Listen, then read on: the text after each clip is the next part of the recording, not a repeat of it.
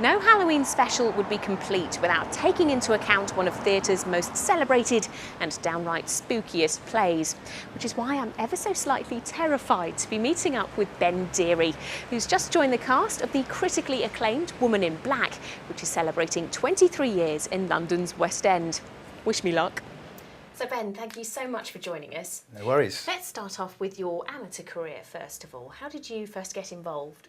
I suppose I first got involved the way a lot of people do, by doing sort of school plays and things like that. We had a guy at our school who was he ran the drama department called Tim Marriott, who had been an actor himself. He was just very, very quick to encourage people who were enthusiastic about it. And from then I did a couple of local shows with a local group called EODS, which is the Eastbourne Operatic and Dramatic Society. Can't believe I can still remember that. Yeah, and I did a play at the Devonshire Park Theatre in Eastbourne, which was the first proper theatre I ever did a show in. Yeah, and it was wonderful. It was great. It was the excitement of being in a building like that and thinking that, as well as, because school plays were fantastic, but they were part of school. And then going there and doing a show in a building that was used just as a theatre, you sort of felt the excitement and you know, all of the sort of the memories that have, you know, seeped into the walls and what have you. There was something quite special about doing school plays and doing stuff with EODS, because it was hanging around with people who you might very well never have met other than through doing theatre. I mean, the guys that I did Young EODS with, none of us went to the same school. You know, we didn't know each other really socially outside of that until we met doing those shows. Back then it was just this fantastic sense of just being able to just do anything, you know, just give it a go, see what happens. And if it is a disaster, it's not the end of the world. And that's the great thing I think about amateur theatre, is that everyone's there because they want to do it and they're having fun. And I mean, that's the thing that maybe the profession could learn from amateur dramatics, is sometimes you go and see a professional show and you think, well, no one's really enjoying themselves here. The great thing about amateur drama is that normally people are, because otherwise why on earth would they be doing it? You know, taking time out of their day to do it and not getting paid for it. They're doing it because they love it. What exactly would you say is your fondest memory?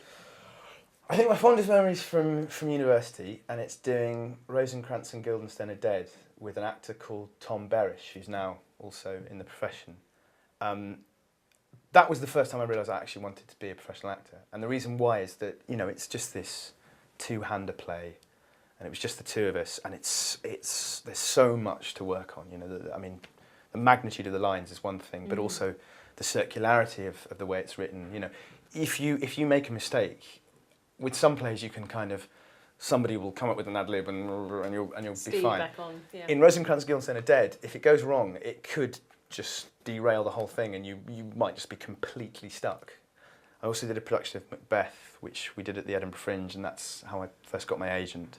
So obviously it means a great deal to me, because it was a massive step on the way to getting into the business, and also it was a wonderful opportunity to play a part like that. My very first professional audition was for a Portuguese mineral water advert. It was so surreal, and it almost put me off going for auditions altogether. I didn't know what I was doing at all. I came in, they said, can we have profiles? I didn't know what that meant. So I just looked blankly, and then they said, can you turn your head? I said, oh, I see. All that sort of stuff. Tell us about your first professional role. My first professional job was working in the ensemble and understudying on La Cage aux Folles at the Playhouse in the West End. So that was basically a year spent underground surrounded by transvestites. So it was a good opportunity to kind of get used to, you know, the day-to-day reality of doing it for a living, you know, what it's like when you've been doing something for 8 months and you've got to go and do another show. So let's bring it forward to today. You're currently in The Woman in Black. Tell us more about your role and how you got here. I got here because I did a production of The Importance of Being Earnest up in Scotland at the Royal Lyceum in Edinburgh. And around that time, the director of Women in Black, Robin Hereford, was looking for people to do private lives. And I couldn't go to the audition, I think, because I was still up in Edinburgh and it wouldn't have worked out. So I didn't meet him.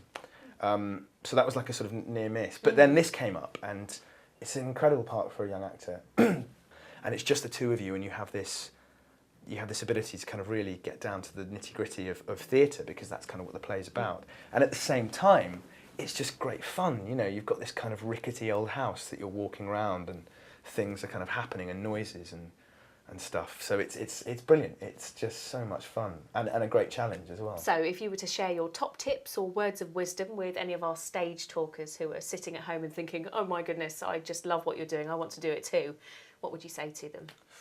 I think the enjoyment is really important.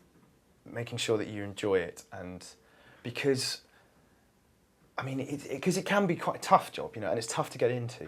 So you've really got to make sure that you're doing it for the right reasons. And I think the right reasons are not because you want to be famous or you want to earn a lot of money, because that's insane. It's not the right job to go into if that's what you want to do.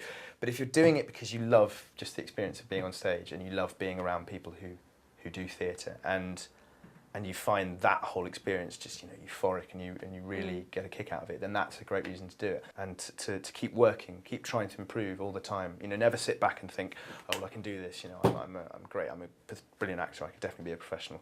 You can always be learning from people. You can always be improving, and that should never stop. And as long as you do that, then hopefully the enjoyment that you get out of doing it you'll be so busy sort of dealing with that with any luck, the rest of it will sort of happen, and you'll sort of gradually find yourself doing, you know, what you want to do. Fantastic. Ben, it's been an absolute pleasure. Thank you, absolutely. Good luck with the run. Cheers, thank you very much. Well, I'm just glad that Ben's story is a little less scary than the one he's about to rehearse.